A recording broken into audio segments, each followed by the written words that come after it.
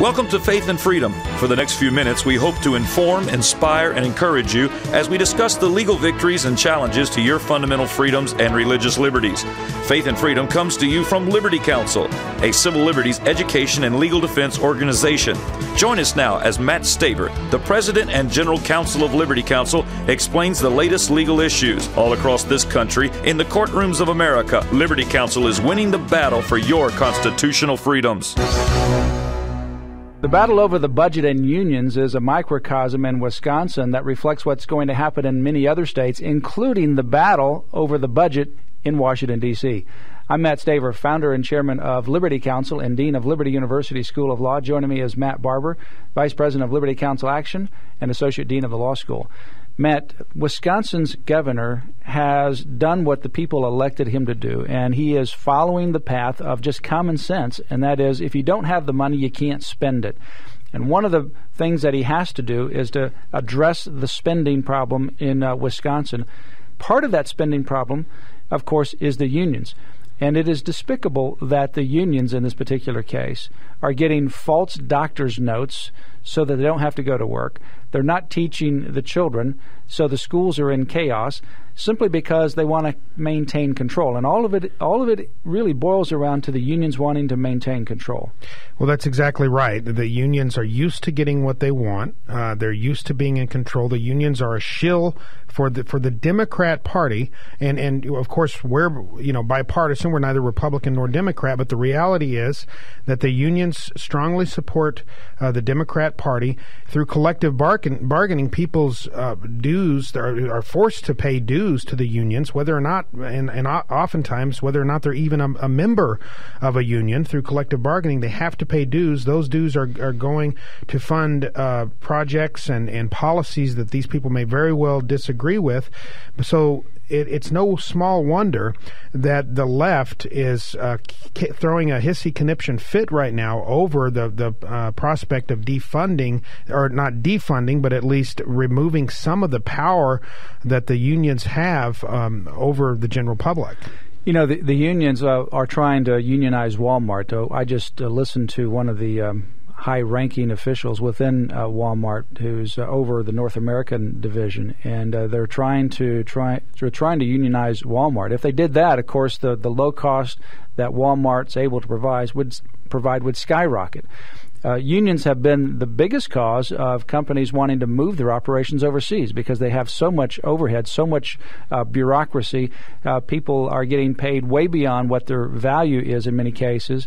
And a lot of that political aspect of the unions is absolutely liberal, radical liberal. It doesn't represent the core values of the people who actually are part of the unions. I think that all the states ought to be right-to-work states. And maybe, what this will do in Wisconsin is to make that state and many other states that are these big union states become right-to-work states, to free up the free enterprise and to stop the unions from choking business and hurting taxpayers. Absolutely.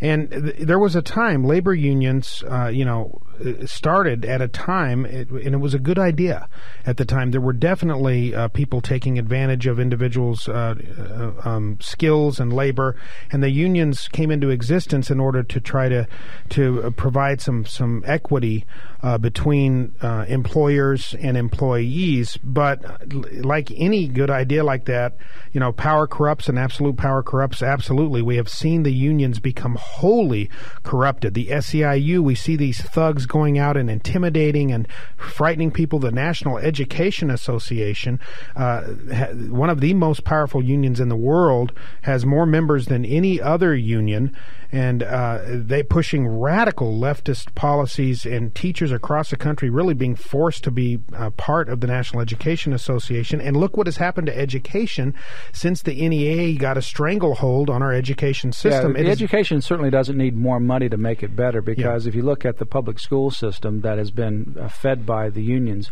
in many respects, we spend more money to educate in the public schools than we do the private schools, and yet the private schools are outperforming the public schools. So the correlation between money is exactly inverse. The more money you put in the public schools, the worse product you actually get.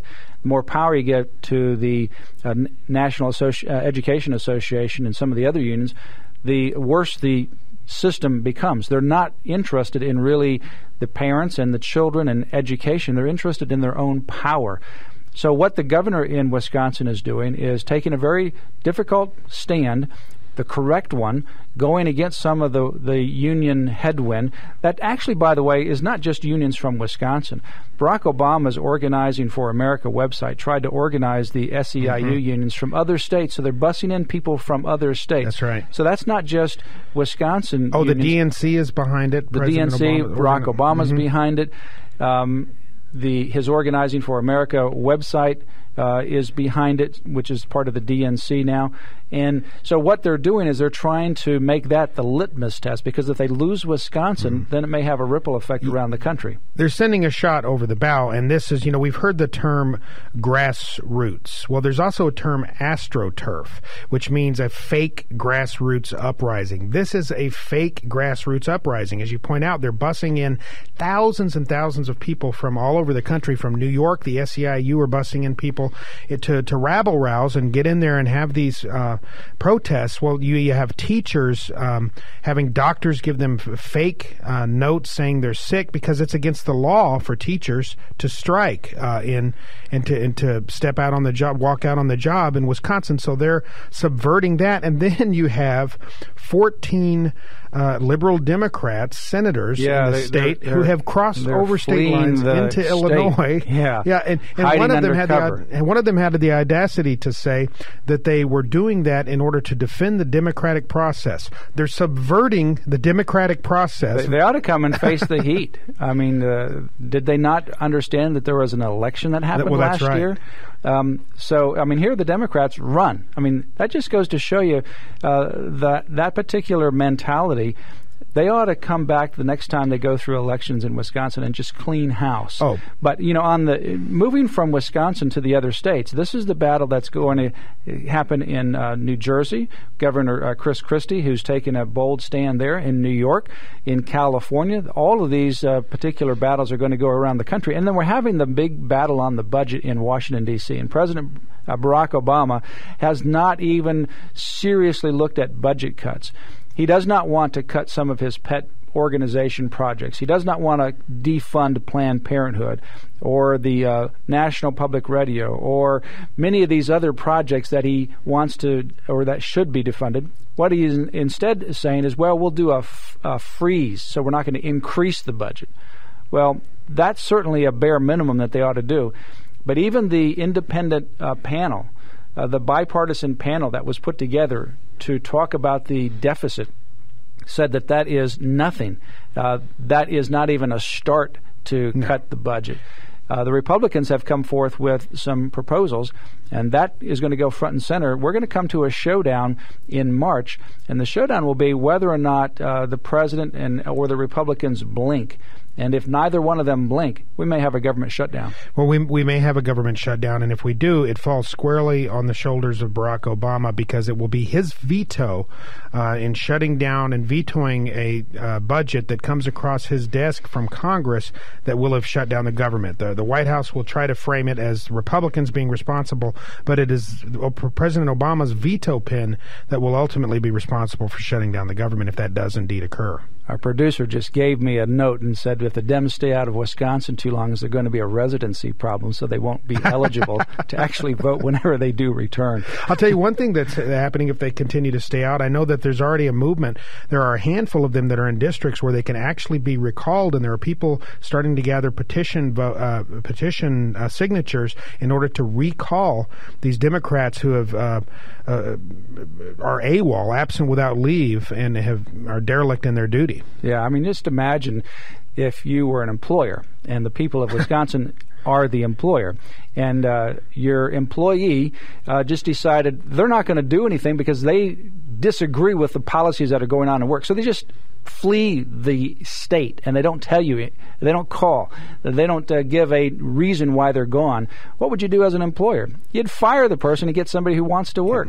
And that's what ought to happen in Wisconsin, is these people ought to be fired. The people ought to recall them. You ought to get some people who will actually do what the people have actually promised to do. Replace them with some conservative people, whether they're Republican or Democrat, who will do the right thing and just the common sense that you and I as individuals and families would do. You got a certain amount of income coming in, you got a certain amount of expenses, you got to cut your expenses, pure and simple. Give us a call at Liberty Counsel, 1-800-671-1776. When you call Liberty Counsel, ask for the book Original Intent by David Barton. For a contribution of $15 plus shipping and handling, we'll send you the book by David Barton, Original Intent.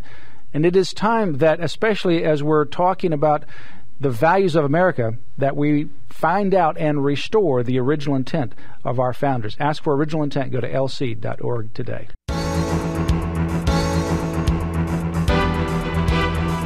You have been listening to Matt Staver of Liberty Counsel. Our hope is to encourage and inspire you to stand up for your faith, family, and freedoms. We can accomplish a lot when we work together. Get informed and get involved today. Sign up for our free monthly newsletter, The Liberator. We will send it out to you free of charge. Stay informed with our Liberty Alert email update. Just click on the website at www.lc.org or call us at 1-800-671-1776. Tune in next time to learn more about your rights right here on Faith and Freedom.